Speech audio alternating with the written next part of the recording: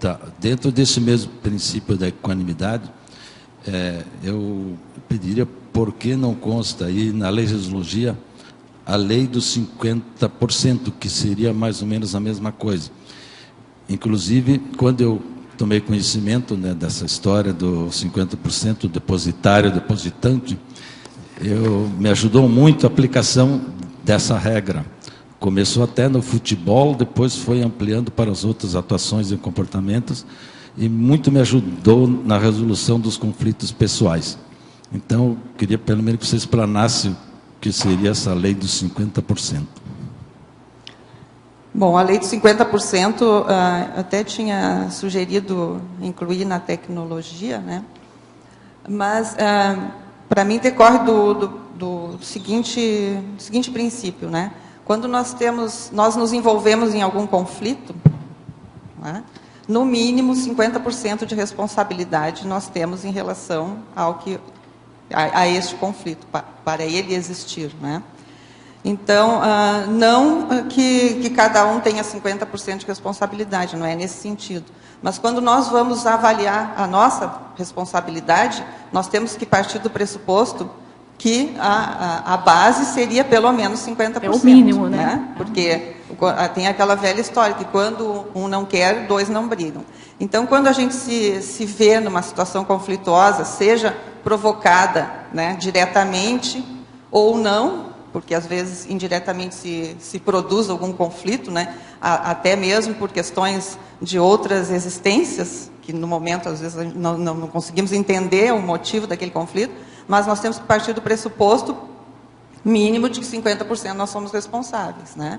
Talvez até mais, né? A partir dos 50% nós podemos avançar. O quanto nós temos de responsabilidade, para mais ou para menos, mas a balizadora inicial seria essa média dos 50%. Obrigado. Seria isso, Eucádio? Certo. Vanderlei, Sim. na página 3, em mitologia, você colocou o mito de a lei ser sempre justa. Eu gostaria que tu falasse sobre isso. Sim.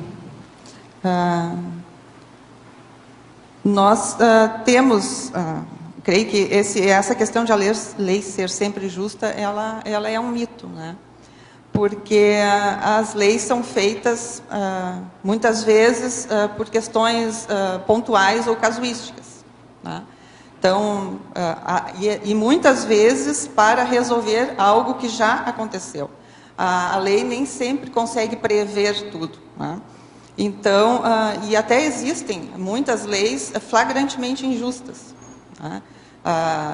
Apesar de que esse conceito de justiça varia muito de quem está sendo atingido por determinada lei. Mas, se nós formos pensar, assim, por exemplo, agora nessa questão da lei da Copa, né? Então, a lei da Copa, ela veio e modificou situações que para nós já eram resolvidas. Um exemplo, que não poder vender ou consumir bebida alcoólica dentro dos estádios. E aí veio a lei da Copa e isso foi modificado por uma situação eventual, né? Outra coisa, que a lei da Copa proibiu qualquer comércio nas imediações dos estádios, né? Então, isso é flagrantemente injusto com aqueles comerciantes que ficam nas redondezas dos estádios em função de algo, né? Uma imposição da FIFA, por exemplo. Então, é uma lei flagrantemente injusta, mas está sendo cumprida. Outra questão que me parece bastante injusto, se nós formos considerar o sistema tributário, né? Nós trabalhamos 5 meses do ano para pagar tributos, né? E o retorno que se tem disso é praticamente zero, né? Se a gente for pensar, as melhorias que são realizadas com tudo aquilo que o contribuinte alcança ao fisco, não cobre, talvez, nem um mês desse valor todo, né? E outras questões também, às vezes a própria omissão da lei é injusta e necessita uma regulamentação maior. Mas até ampliando a questão, Miriam, eu acho até que caberia aqui na mitologia se incluir o mito de que a lei resolve tudo também, que no Brasil nós percebemos que isso é muito constante, né? Então, aconteceu um problema, um crime gravíssimo, o que acontece? Vamos criar uma lei para punir, né? Por exemplo, corrupção no Congresso agora é crime hediondo, né? Então, é uma lei para satisfazer, né, às vezes, uma vontade do povo, mas que a gente sabe que não vai mudar a mentalidade, né, de quem se corrompe, né? Outra coisa, enfim, imaginar que a lei vai mudar algum aspecto, né, da vida, né? Então, certas coisas nós temos um pouco equivocado a respeito dessa interpretação. O professor Valdo, às vezes, se refere de que os costumes, em determinadas situações, são mais fortes do que as próprias leis, não é? O costume, ele acaba sendo imposto pela população, independentemente de haver leis que limitem ou corrijam ou erradiquem aquele determinado costume. É nesse sentido, então? Com certeza. A lei, talvez até, vamos dizer assim, a longo prazo, ela possa criar uma cultura diferente ou modificar determinada cultura. Mas ela, por si só, não resolve tudo. O básico é a educação. Okay. Sem educação não se muda uma cultura.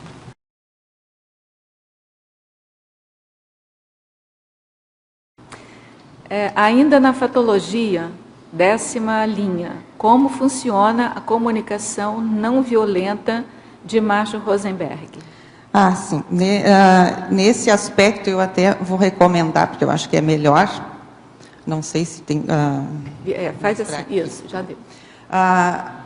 Toda a ideia da comunicação não violenta está colocada nesse livro que eu recomendo aqui, que é a Comunicação Não Violenta, do Marshall-Rosenberg. O Marshall-Rosenberg, ele é um psicólogo americano, judeu, que sofreu violentamente o preconceito na época da Segunda Guerra.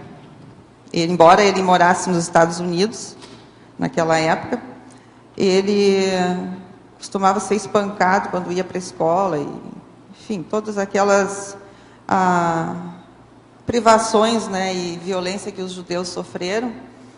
E o interessante, né, é que ele fez a viragem, né? Ele, ao invés de se revoltar, de se tornar uma pessoa rancorosa, agressiva, ao contrário, ele criou uma técnica de solução de conflitos. Então, ele é um pacificador. Ele é chamado a resolver conflitos de todas as naturezas, conflitos raciais, conflitos entre nações, enfim. E a técnica toda está aqui e se baseia em 4 pilares, que seriam a observação, né? O ouvir com o sentido de observador, sem crítica, sem julgamento, né? A observação, a identificação dos sentimentos que envolvem um determinado conflito, né? Que todo conflito ele tem por trás um sentimento, embora às vezes o pedido, né, a questão seja algo material, mas enfim, por trás daquele conflito sempre existe um sentimento. As necessidades daqueles que estão envolvidos no conflito e, por fim, o que realmente as pessoas esperam daquilo ali. Então, é bem interessante, principalmente para quem lida com crianças e quem está interessado nas técnicas de solução de conflitos. A comunicação não violenta é uma das técnicas utilizadas na justiça restaurativa, principalmente, que é aquela justiça voltada para a questão da criança e do adolescente, que é uma técnica diferente, que envolve também, além da comunicação violenta, uma outra técnica que é a da construção dos círculos de paz, porque, assim, já estou avançando num outro tema, mas é que ele está vinculado a essa técnica. Na questão do adolescente, principalmente, o que se percebe? O adolescente normalmente está inserido numa comunidade que já é deficitária, né? O adolescente infrator. Então, o que se pretende com o adolescente? Se pretende corrigir aquela situação, sanar vamos dizer assim, aquele problema que ele produz, mas produz muitas vezes em decorrência do meio onde ele está inserido. Então, toda a comunidade se envolve nesse processo de restauração e se volta também para a questão da vítima. Né? Então, a comunicação não violenta, ela tem assim um aspecto direcionado, vinculado com a vítima. Né? Porque quando acontece um problema, a vítima não é só a pessoa individual. Né? Na verdade, toda a coletividade é vítima quando acontece um delito. Né? Então, há um envolvimento de todos, e aí há a condição tanto do adolescente infrator, quanto da vítima, conseguirem verificar a situação de um e de outro. Né? Num círculo restaurativo, o que se faz? O adolescente vai se confrontar, né?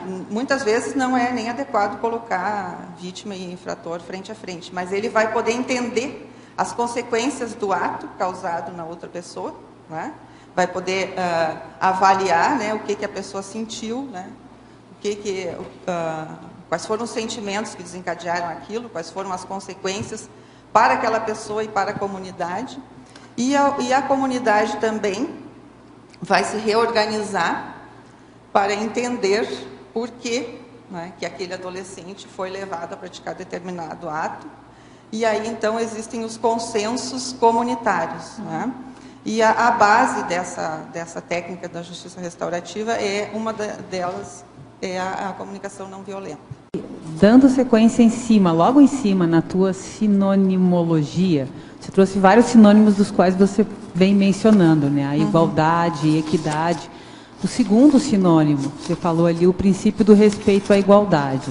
Uma das dificuldades que eu tenho é exatamente saber o quanto eu consigo chegar no nível de respeito ou incorrer na falta de respeito. E, para isso, eu procuro entender a forma com que a pessoa articula o pensamento, com que ela elabora o seu pensamento. Você trouxe várias ideias super importantes aqui. Eu não sei se você poderia falar um pouco mais a respeito do ponto da igualdade mesmo. Como é que a gente chega mais próximo disso? O princípio da igualdade, ele consiste no seguinte: tratar os iguais de forma igual e os desiguais de forma desigual. E como é que a gente separa? Exatamente, essa que é a questão. Aí, quem são os iguais e quem são os desiguais, né? Esse é o grande dilema, né? Então, ele tem que ser interpretado assim, por exemplo, os iguais, né, e os desiguais, normalmente a gente julga pelos nossos princípios, né? Sim. E aí essa que é a grande questão, não é? Como que tu vai entender o outro, né? Porque nós não somos iguais, né? Sim. Nós somos consciências únicas. Eu acho que o nosso grande dilema nas inter-relações justamente é esse, né? Se nós não somos iguais, nós somos únicos, como que nós vamos entender os nossos desiguais, né? E até que ponto nós vamos estar usando o princípio de igualdade com eles? Sim. Né? Pela nossa ideia do que é certo ou errado, né? Pelos nossos valores. Aí eu penso que nós temos que respeitar as individualidades. Acho que a questão do respeito à igualdade é justamente respeitar a desigualdade. Tá. Sim. Né? Ótimo. É o inverso, né? É ter a noção de que todos nós somos desiguais e que todos têm o direito a essa desigualdade. Né? Não exigir que todos pensem como a gente, sintam como a gente, né? Então, acho que isso aí diminui os conflitos. Sim. Acho que é uma prevenção aos conflitos, o respeito à desigualdade, na verdade. Sim. Eu vi que também você trouxe algumas técnicas, e uma delas que me chamou muito a atenção é exatamente você separar. Você já mencionou e já explicou a respeito, quando você separa o problema da pessoa. Isso também ajuda a compreender de maneira separada a maneira como a pessoa funciona e o ato em si. Exatamente, que tu consegue separar o fato da pessoa. Sim, que a gente tem uma tendência natural a associar Misturar tudo imediato. tudo, misturar tudo e julgar como se fosse uma coisa só. Né? Principalmente quando a pessoa, vamos dizer assim, esbarra, né, em algo que nós entendemos como valor. Sim. Né? E aí a gente faz esse julgamento precipitado e vamos dizer assim, sem a necessária lucidez, né, do que realmente é que me desagrada naquilo ali, né? O outro ponto, Vanderlei, que me chamou muito a atenção na tua explanação é quando você falou que nós precisamos ter, ou é importantíssimo que a gente tenha conhecimento da melhor intenção possível para colocar a cabeça no travesseiro. Exato. Isso eu acho que também faz toda a diferença. Faz toda a diferença. Às vezes a gente não sabe o ideal, mas essa intenção faria toda a diferença. Para mim, pelo menos, faz, né? Se eu tiver convicta de que eu estou fazendo com a melhor das intenções, sem ego, né? Porque a questão nossa sempre esbarra no ego, né? Que às vezes a gente acha a melhor intenção para quem? Né? É para mim só?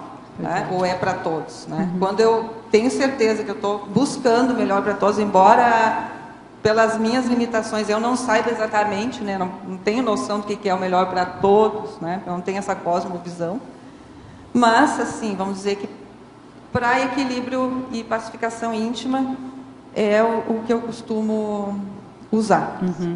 E aí, voltando à pergunta inicial dos valores, né? Então, quando a ação da pessoa esbarra em um valor que é muito sólido, então a gente tem que ultrapassar o nosso valor, deixar ele de lado para conseguir, então, entender o valor daquela consciência, que aquilo não é um valor, existe aí um outro valor por trás, para então conseguir entender melhor. Vanderlei. Obrigada.